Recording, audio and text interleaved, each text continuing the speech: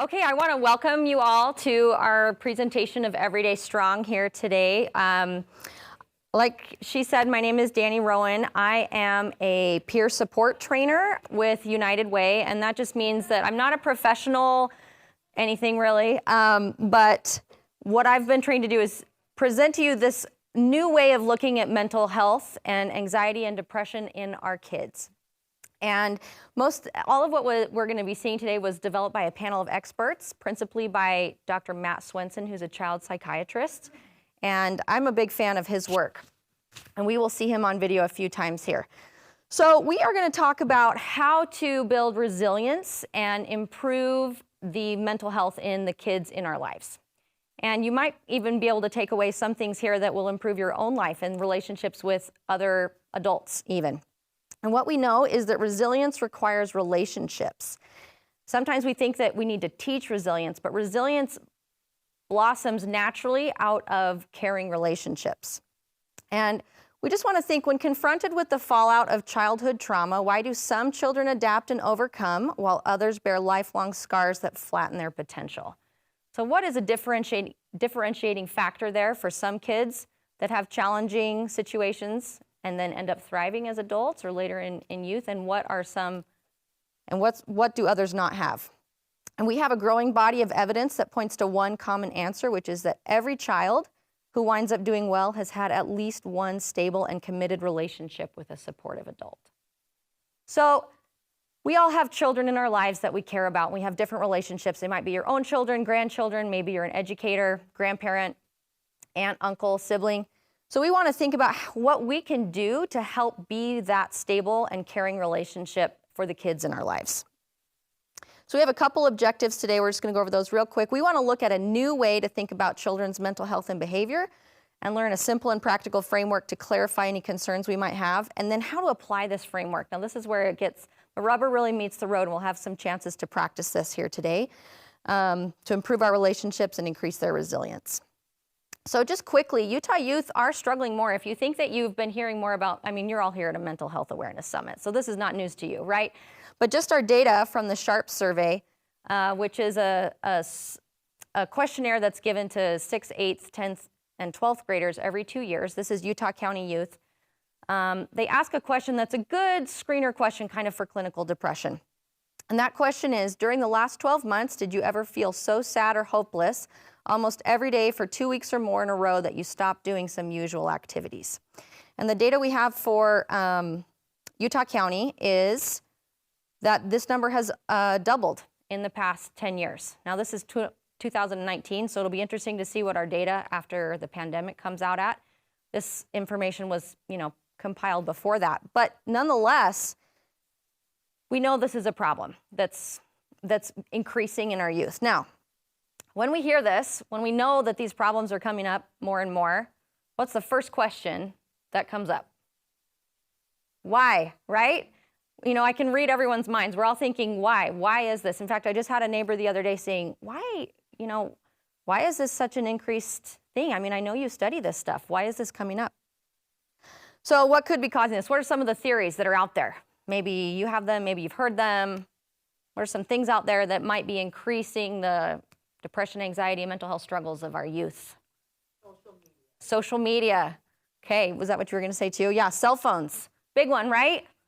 It tracks along there. What else? What else have you heard? Other theories out there maybe? Okay, isolation, yeah. Okay, relationships, for sure. I see another hand, yeah. Okay, so being more sedentary, that we're thinking? Okay, yeah. Another one, maybe schools. Are they feeling a lot of pressure at school? These are all, maybe some of you have heard altitude these are all things that we've heard, right? So there's a lot of causes that we are looking at. But I want to just pause that for a minute and go through a little bit of a thought experiment. Let's think about someone who's maybe trying to run a marathon, and they're getting stuck at mile 8, let's say. And they come to you and they say, man, I just keep getting stuck. I go out there and I try and run and I just hit a wall at mile 8. What can I do to achieve this goal of running a marathon? Now, depending on your perspective, your life experience, maybe you're a runner, maybe you're not, and how you solve problems, you might look at this in a variety of ways. You might look at the person and say, well, you need to get better sleep and better nutrition. Are you stretching? Are you lifting weights? Are you cross-training? Or maybe it's just your biology. I mean, look at you. This is just, marathon's not in the cards. Or maybe you have a more psychological approach, like let's figure out how you just need to motivate yourself a little bit more. Or, are you thinking through this in the right way? Maybe you have a spiritual approach that might be a little bit out there for a marathon runner, but maybe it's a meditation practice or a little bit of a wellness, mental mindfulness is what I was trying to say. Social, you just need a running buddy. You need somebody to be accountable. You need a cheering section. Educational, or here's a great book you can read about running marathons. This is how you're going to get there. Or maybe we need to learn more about physiology. Or maybe the environment. Maybe you feel like that person's not got the right shoes or they're running at the wrong time of day, whatever. So which one of those is the cause of this person hitting a wall when they're trying to train for their marathon? Right, it's really impossible to tease out any one of those, right? So let's make that a little bit more complex and ask, what if it were an anxious or depressed child? And we give this example to illustrate that depression and anxiety and these mental health problems that we're seeing in kids, they are multifactorial. They have a biological component, for sure. We know that from the studies. It can be genetics. There's psychological ways. Maybe there's motivation, there's therapy. It can have a spiritual component. It can have a social component, for sure. Someone mentioned support from family, feeling isolated. Maybe they're being bullied. Educational things can help some people when they're struggling, if they learn more coping skills, or we can decrease the stigma. And environment certainly plays into these as well. What's happening at school and the culture at church, how they're interacting on social media. So what we know is that it's really, really kind of impossible to tease out any one cause for what's causing these struggles in our kids. And we know that they interact with each other as well. There's everything from how your environment turns on or off certain genes. And so it's very, very multifactorial and variably determined. It's impossible to separate them. So that can be really discouraging. If we don't know what the cause is, then how can we fix the problem, right? Well, let's take a step back from causation for a minute, because we have a tendency to want to look for the cause of the problem and then fix it there. But what if we pause our desires to look for the cause and instead look at this from a different perspective, which is, what do people need? Because all people have the same basic needs, and we're going to talk about that here. How many of you have heard of Maslow's hierarchy of needs? Okay, we have some people in the room who have heard of this. What this is it's a pyramid. It's an idea that we have basic needs on the bottom, and then we have other emotional needs that build on those. So we all have physical needs. This is pretty obvious, right? We all need food. We all need rest. We all need to be the right temperature most of the time. It's pretty obvious, right? But beyond that, we have emotional needs. And what Dr. Swenson did, and here at Everyday Strong, is we've broken these emotional needs into three kind of categories that build upon each other. So it's easy to know that if their physical needs are not being met, that it's going to be hard to thrive. I mean, if you're here and you're really, really tired because you didn't sleep for the past 2 days, you're not going to stay awake for this, right? You're not going to be getting much out of this. And we know that's true with kids too. So beyond that, for emotional needs, there's a need for safety. And this means emotional safety, psychological safety. And we're going to talk more in depth about these as we go. The second is connection.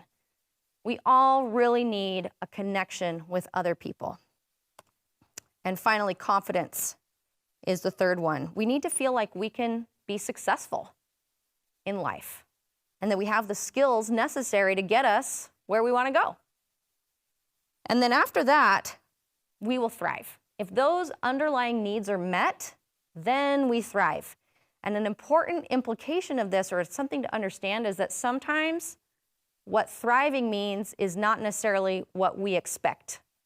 So we need to allow our kids, if we meet their needs, we need to allow them to thrive in the way that they're meant to thrive and not necessarily what we have in mind. I like the analogy of a garden where Sometimes we think, and I'm guilty of this for sure, we've read all the parenting books. I think, okay, this is like a woodworking project where if I make all the right cuts and I buy the right hardware and I screw it all in at the right angle, then I'll have this perfect little, birdhouse or something by the end of my project, right? Because I followed all the instructions and I did it right and it turned out just like the picture. Well, that's not how kids are. We know this up here, but it's a little bit harder to apply in real life, isn't it? Because maybe we really, really want that birdhouse. But what kids are much more like seeds. You buy a packet of seeds and you don't know necessarily what any one seed, how it's going to spring up. But our job is to create the kind of soil that will nurture and cultivate that to be the best plant that it can be.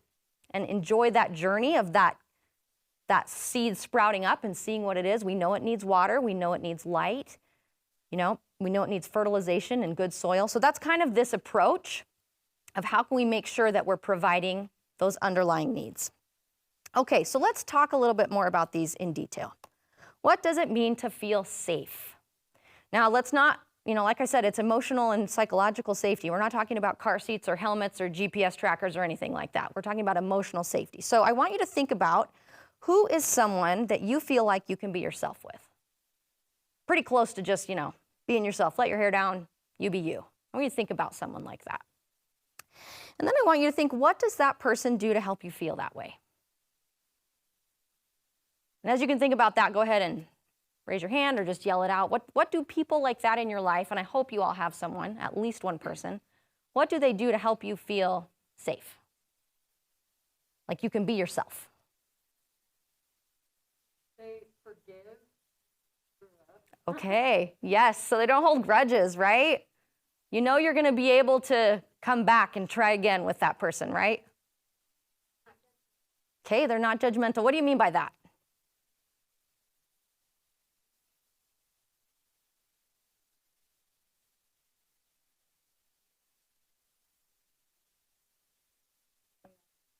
Great. So she said they're not judgmental, meaning if you make a silly mistake or you say something you didn't mean to, they're not going to, hang you out to dry for it, basically. Listen. Okay, they listen. You can trust them with feelings. Yeah, so you can trust them with your true feelings. Any other thoughts? Yeah. They share back. Okay, they open up back to you. Awesome. That's going to dovetail right in nicely with our next rung for sure.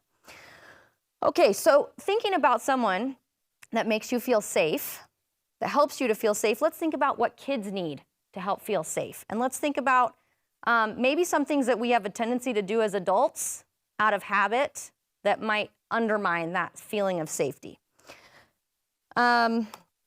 Kids need to feel safe to talk. We talked about I can share my feelings, I can tell you things, and I'm not worried that you're going to jump in and judge me. Do our kids ever feel that way from us? Can they explore? Can they talk out loud and think without us saying, oh, no, that's not how it is. Let me tell you how it is. I've been around 30 years longer than you. This is how it really is.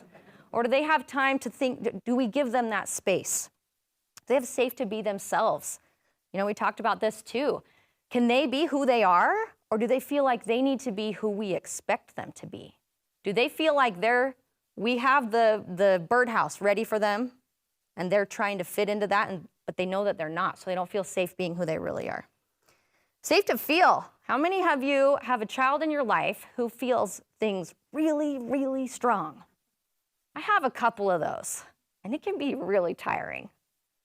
But if we shut down those feelings, if we don't let people have their feelings, then they're not going to come back to us when those feelings are small or big or whatever they are. I'll give you a quick example. My son, Andrew, is 9, and he has a friend that this summer he didn't really want to play with, but then they started playing together, and they had a great time for a few days in a row. And then at the end of the second day, he burst in the door, and he was just so upset, and he says, Mom, I hate playing with John because he always, says all these mean things to me, and I just hate it, and this is why I didn't want to play with him, but you made me play with him. And immediately my claws came out, and I said, well, listen, if you don't like playing with John, then you can just stop. As soon as he's being rude to you, you don't have to do it anymore.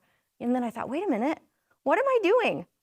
And fortunately for both of us in this moment, now I'm not perfect at this by any means, but in this moment I said, I've just shut down this feeling that he has of my friend wasn't nice to me. So I was able to have the presence of mind in that moment to say, you know what, buddy, I'm sorry. I shouldn't have said that. I'm sorry you had a hard time with John. And just leave it at that. You know, I didn't need to say anything else. So are they safe to feel? Are they safe to talk? Are they safe to explore? Are we allowing them to go places, and I mean that metaphorically, can they explore the world on their terms in the ways that they want to and follow their own interests? Do they feel safe to be separated from us? And this is a huge one, do they feel safe to fail?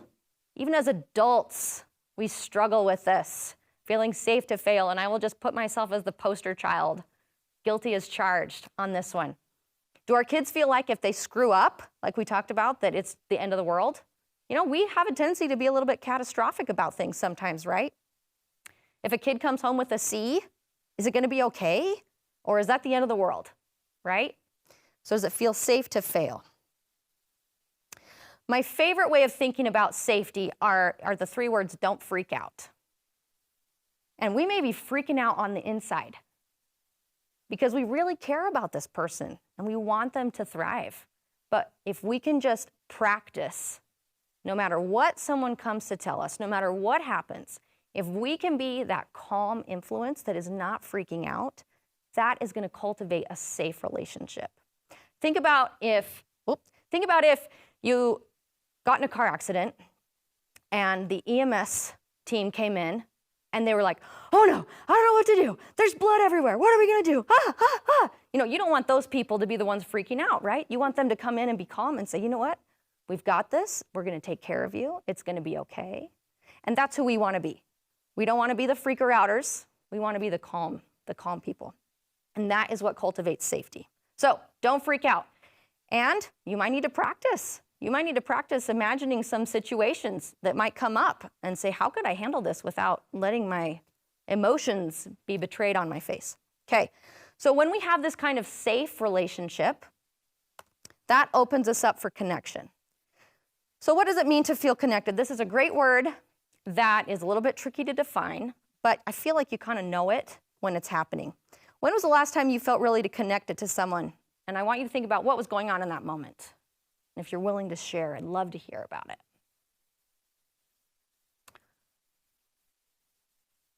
Yeah.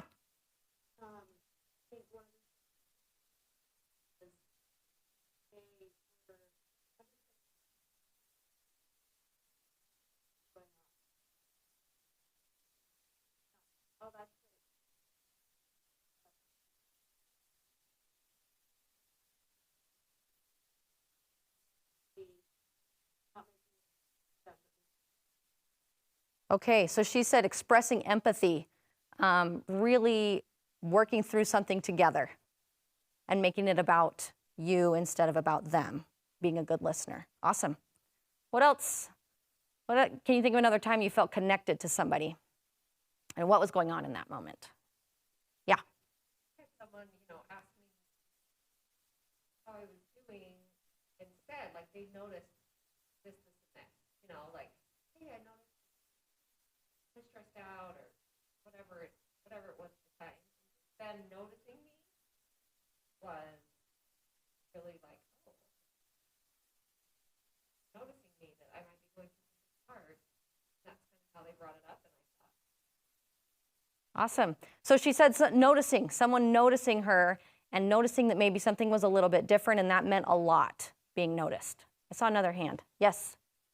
I have a 12-year-old son, and I felt connected to him the other day when we road trip at 11 back at 6 a.m. and watched asteroids. Neat. So he said he has a 12-year-old and they took a little road trip to go watch some asteroids across the sky. Probably past your regular bedtimes. Way past regular bedtime. So that's a very memorable experience. I love that.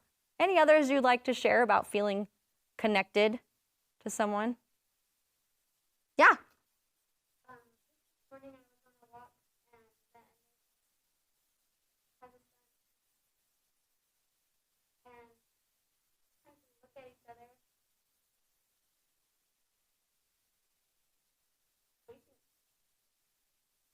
Those people are fine. So the good things they've got going on for them. Find out Yeah. So knowing that someone is going through a similar struggle to you can really help you feel connected too. Definitely. Any others? My husband and I the other night had a really good laugh. He said something hilarious. I don't remember what it was, but we both like belly laughed, almost crying. That was a huge connecting moment for us. Okay, so that's a great way to start thinking about connection. Emotional safety, when we feel safe with someone, we feel like we can open up. And when we're open, we can connect. Okay, so let's think about different ways that we can connect with the kids in our lives, because connection is the best prevention. Connection is those social relationships, those connections, that is the best way to prevent some of the mental health struggles that we are seeing and concerned about. And it doesn't have to be big. You know, this can be a small thing. It can be a shared joke. It can be a touch. It can be, when you know how something's going on and you look at a good friend and have a shared glance. That's a connection in that moment, right? One of the best ways that I know of to connect, especially with kids, is through apologizing. And this is hard as adults, but it means so much to kids. Why might it mean so much to kids when we apologize to them? My dad was a great apologizer, and I knew that he was about my sometimes I didn't even remember, but it was so nice to know that like he was reflecting on his own actions, trying to not make me well, it's okay if I'm not perfect yet. I can do it. Awesome. So she said her dad was really great at apologizing, and that helped her, sometimes even weeks later. It opened it up for her to feel like it's okay to make mistakes and apologize afterwards also. Yes? I think it's good for children to see adults own up to their actions and say, oh my gosh, I did this and I shouldn't have, and I'm sorry. They learn that they have that same responsibility for their actions. Yeah. They Yeah. So she said it's great to see that example, for kids to see that example of us apologizing. Another thing is, what kind of relationship are we usually in with kids? A relationship of authority, right? Yeah. And so for the kids to see the authority figure open up and be a little vulnerable, that's a connection, because we connect through our imperfections. We don't connect when we look infallible or perfect. Who are you more connected to? The people who look like they've got it all together, or you assume they do, or the ones like you said, that you're going through something similar, a similar struggle. So that is a great way to connect through apologizing. Another one is through writing. I have a beloved 11-year-old daughter who sometimes makes me want to pull my hair out, and I spend a lot of time saying no or redirecting, and then I just feel drained and like I don't want to connect. I'm just tired. I'm tired. And I found that writing her a little note goes a long way. If I can leave her a little note on her nightstand telling her how wonderful she is and the things that I'm noticing that she's really trying and working on and those kind of things, she comes out glowing. And that's a time for me to do that when I'm not frustrated. So writing, and kids can hang on to those things. They can be treasured, reread later. So writing is a wonderful way to connect. Laughing and playing. The play therapists are fond of saying you have to lose your dignity to find your child. Sometimes as adults, we can be a little bit uptight, a little bit caught up in all of the, adulty things that we have to do, and we forget how to play and loosen up. And that is a great way to connect with kids. Be a little bit silly, find a silly voice, find a silly walk, do a little dance, turn on some fun music. These are great ways to connect with kids, even teenagers, and connect through asking. Now, this is not interrogating. Let's make sure we make a distinction between interrogation and asking. Asking is expressing interest in our child's life. What's it like to be you? Tell me something that you're really loving right now. These are the kind of, how can we feel more connected? Sometimes if we don't know how to connect, maybe it's a really prickly teenager, we can just say that. I don't know how to connect, but I would love to connect with you. What could we do? And it's okay. Sometimes you have to persist and insist on connection. All right. So when we have a safe relationship that opens us up to connection, then we have the chance to build confidence and competence. Now, sometimes we want to jump right to this rung on the ladder. We want to teach skills, we want to tell kids how to do things, and that's great, but without having a solid foundation underneath of physical needs, safety, emotional safety, and connection, it's going to be hard. So I want you to think about, how does it feel when someone tries to fix all your problems for you? Does anyone have someone in their life that they don't even want to tell their problems to because you know you're just going to get the to-do list of how to fix it? We just avoid going there, right? Or do you have someone that maybe doesn't even give you any feedback at all, especially someone who you respect? You might hope that they would give you a little something. Okay, so let's think about that in terms of our kids, because really often we have this knee-jerk reaction, and again, I'm guilty of this too, to come in and just say, oh, you have that problem? Well, let's fix it. I'll show you how to fix it. I fix lots of problems. I'm a good problem fixer. Let's do it, you know? But when we do that, we rob our kids of the confidence that they can fix their own problems, or that they can solve problems on their own, basically.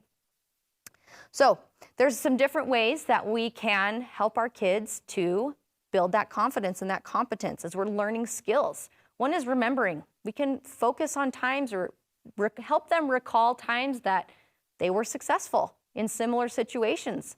Build that confidence that way. Another is just to trust. This can be hard. Sometimes all we need to do, if we have that safe and connected relationship, is to express confidence. You know what? You got this. You got this. I know you'll figure it out. I'm sure you'll figure it out. Now, this is so hard for some people. For a lot of us, it's hard. And we need to pull out the best parenting tool of all, which is sometimes just a piece of duct tape across our mouths. And we just say, you've got this. You know, I'm on your side. Let me know if you need any help. And then the ball's in their court to come to you. They're going to be much more open to any support you can give them when they're asking for it, as opposed to you just doling it out, right? And then practicing. You know, if there's certain skills that need to be learned, we need to practice them. Role plays are wonderful for this. I'm a big, big believer in role plays. We do that a lot at our house, and it's a wonderful, wonderful tool.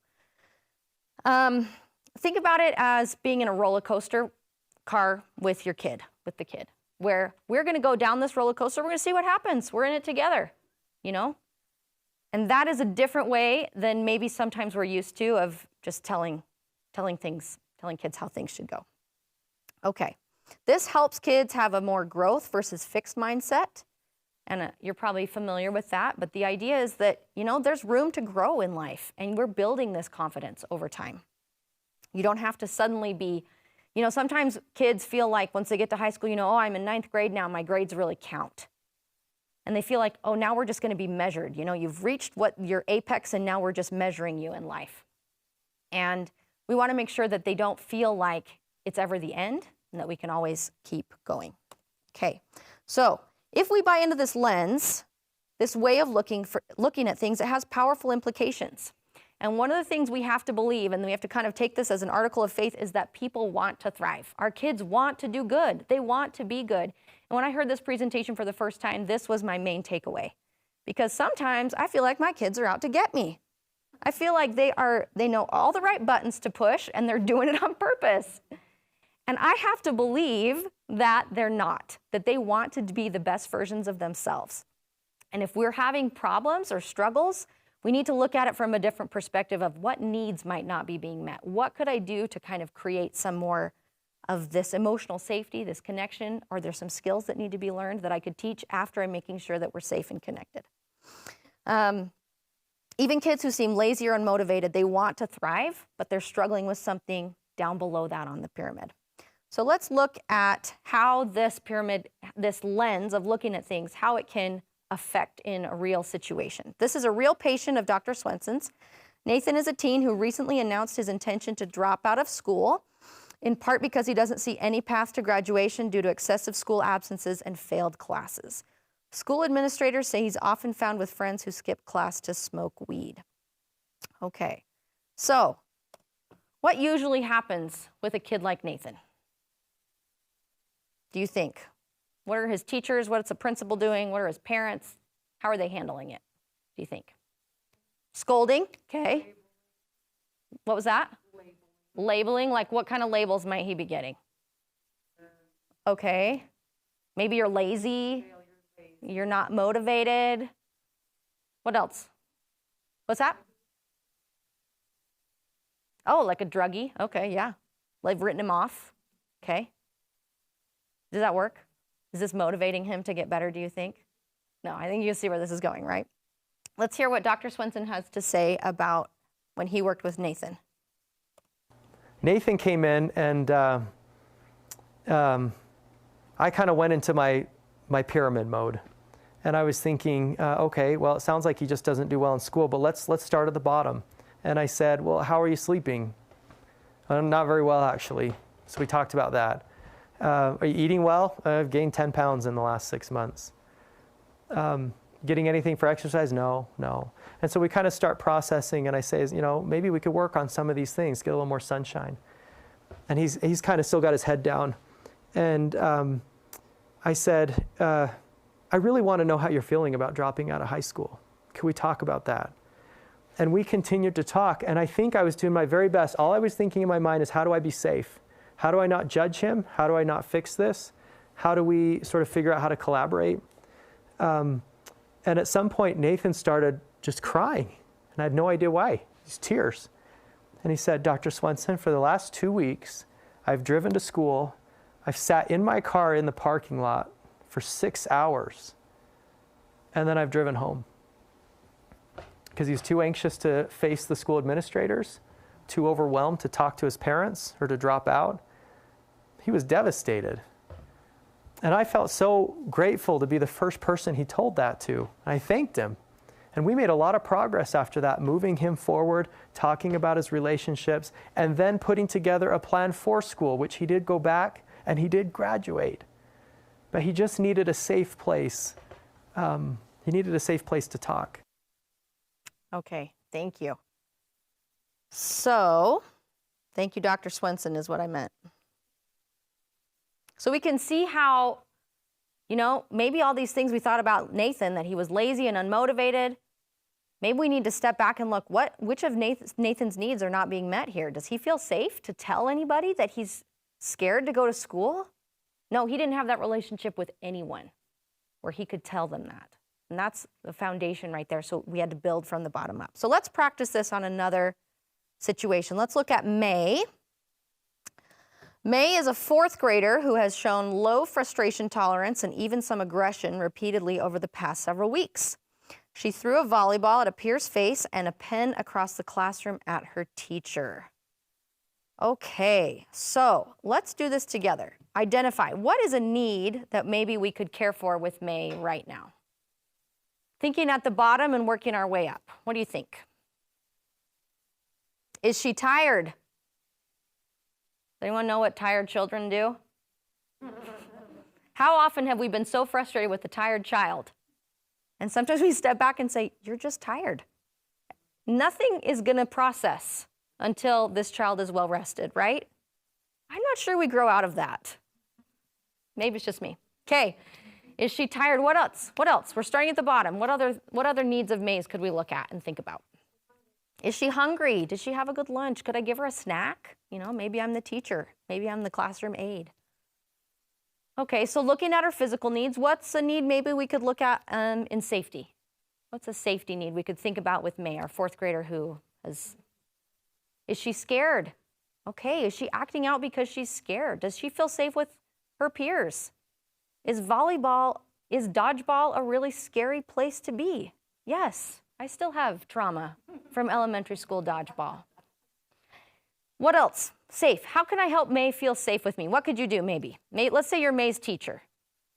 What could you do to help May feel safe with you? Develop some trust. What could we do you think? What could we do to open up that trust? Okay. Yes, so then it's safe to be May, right? So we've seen her. People want to be seen, and we've expressed this in so many words here. We want to be seen for who we really are and have that be okay with people and have them love that. What can we do to help connect with May, maybe? You obviously probably had a lot of wrong for a while, but maybe point out, hey, I know those things gorgeous. Tell them Yes, that is so huge, especially for these kids that struggle. You know, they're corrected so often, and I know it's tiring. I really get that. But it's so important to make sure that we're maintaining that positive to correction ratio, right? Okay, so let's think about a few ways to meet that need, and then what other needs could be met as we're going up. So now if May feels safe and connected to us, safe with us and connected to us, then what can we work on? Confidence. And by confidence, we're talking about skills, right? So what kind of skills might we want to work on with May? This is the point, we want to jump there sometimes, right? But the whole point is that we have to have that relationship before we're saying, okay, when you feel so angry at, you know, whatever situation, instead of throwing a pen, let's do this. Let's practice this. And what we want to take home is that we can't get there without that relationship. It's just not going to stick. Okay. Now, another thing that just to think about in these situations with May, what do you think is kind of our knee-jerk reaction with kids that do this kind of stuff or have these kind of behavioral problems? Just knock it off, right? Punishments, isolation. You know what happened to May? She got held in from recess and had to write apology notes. Probably not the most effective at changing her behavior in the future, right? So sometimes as adults, we just get so used to doling out consequences, and as the behavior escalates and the consequences escalate, before we know it, we're in a behavior consequence battle, and we know they're going to regret it later, but in the moment, they're not thinking about that. And what we want to try and do is when that kid is spiraling out of control, to have the emotional generosity to step back and say, okay, how can I look about this? How can I look at this a little different way? Are we well rested? Have we had a meal lately? Do you feel, are you scared of something? Because that's the opposite of feeling safe, right? Are we scared of something? What could we talk about? Do we have enough connection? Have we put, you know, enough deposits in the bank, as it were, that when we need to do some correction? So we want to look at it from a needs-based lens and then have faith that that will improve the situation. And let's look, Dr. Swenson's going to elaborate on that here in just a second. I'll do another video. The other implication of this pyramid is you have to trust that when you meet a person's needs, they will thrive. And that requires a little bit of faith, because often the problem seems here, and you have to back up and say, I'm just going to look at this person and say, how are we doing with their needs? Physical needs, safety, connection, confidence. Is there some way that I could just help with one of those things? And it might not feel like you're directly tackling whatever you think the problem is, but you have to believe that if you'll just sort of attend to those needs and get out of the way and have a little bit of faith in people, that they will self-actualize. It's up to us. Okay. So, like I said, this was the big takeaway for me when I heard this for the first time, was believing that my kids want to be good, and if their needs are met, they will head that direction. Eventually, it's obviously not overnight. And I also want to just pause and take a minute to give ourselves grace as adults, because sometimes we can be a little hard on ourselves when we don't react to the children that we love the way we would like to, you know?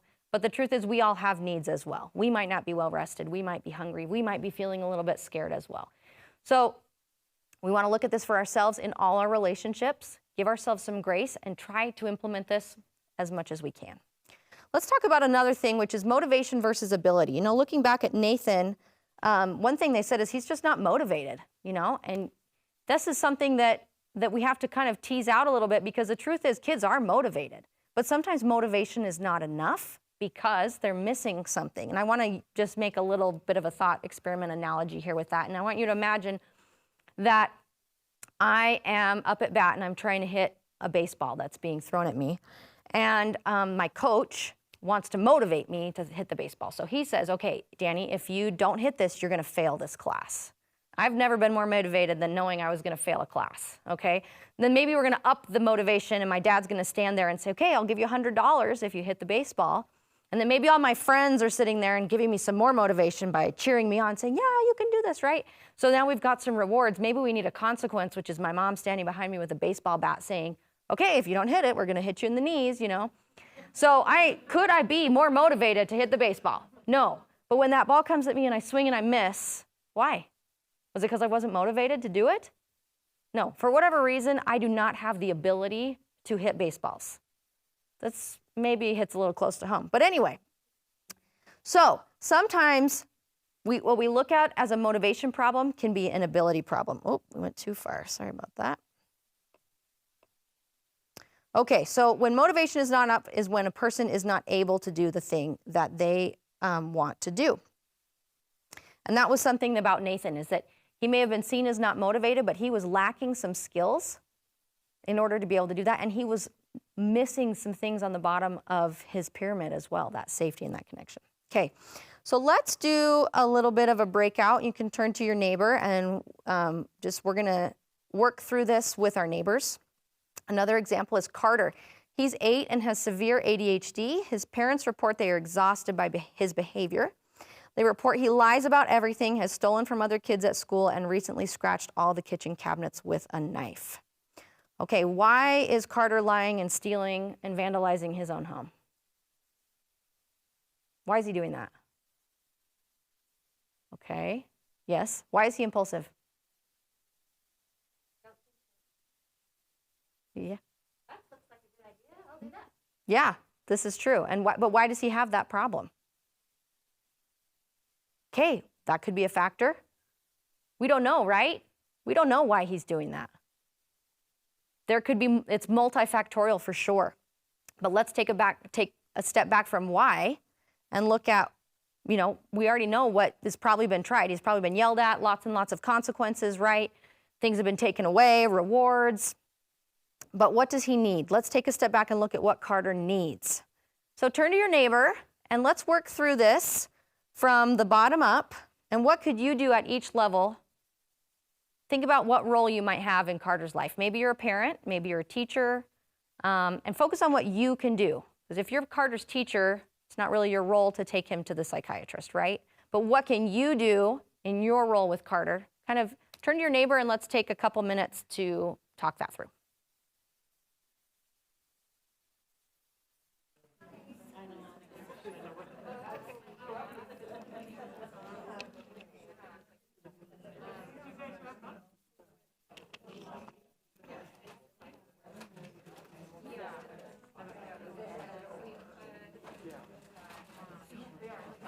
Say something before we let everybody go.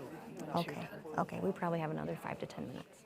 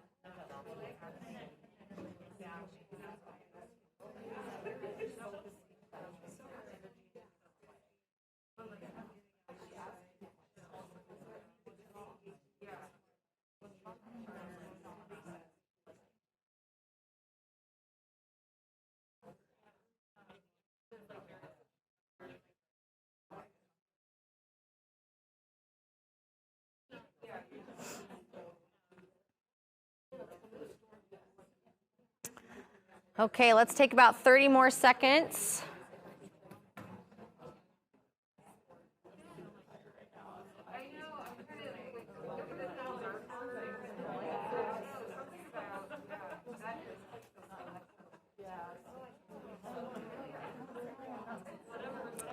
Okay, let's bring it back. Does anybody want to share what they thought about with Carter? Let's start at the bottom, physical needs. Yes.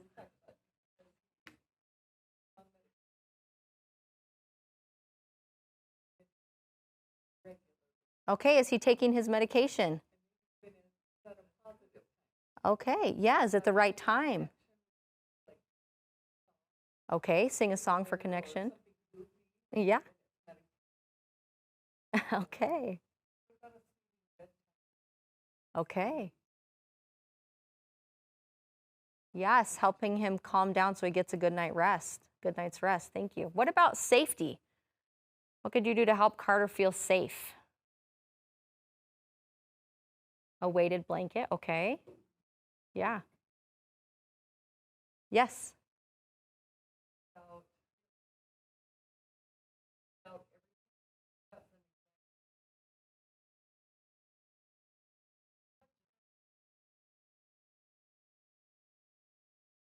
Okay, so catch him doing good when he's telling the truth and praising him for that. Definitely. Very true. Meeting those safety needs. Because with Carter, you know, if we feel like he's lying about everything, he's probably getting reprimanded a lot, right? So is it safe for Carter to fail? Because he's gonna keep messing up. How can we make it safe for Carter to keep messing up? To let him know that, yes, you're gonna keep messing up, we know, and we're still gonna love you anyway. How are we gonna not freak out, right? Every time he messes up. Don't freak out when you walk into that kitchen and there's knife scratches on your cabinets. Can you not freak out? This is the question, right? Hopefully after today, we have that resolve, right? I am not gonna freak out. Okay, what about connection? How can we connect with Carter? How can we make sure that what we're doing is that we're putting so many deposits in with Carter so that when we have to come in and redirect, which is going to happen a lot because of what he's got going on, that it doesn't feel like we're drawing from an empty well, right? And then finally, confidence. Once we have that safe and that connected relationship, now let's work on some skills. Okay, when you feel like this, what's something positive we can do instead of destructive, you know? How can we practice that? Can we role play it a few times? Can we make that fun? And then stepping back and hoping and having faith that Carter will eventually thrive if we can do that. Does anyone else want to share anything about that? We're running a little short on time, so that's why I'm jumping ahead a little bit. I hope that was helpful. Okay, we're going to just move on. There's a video we're going to skip in the sake of time.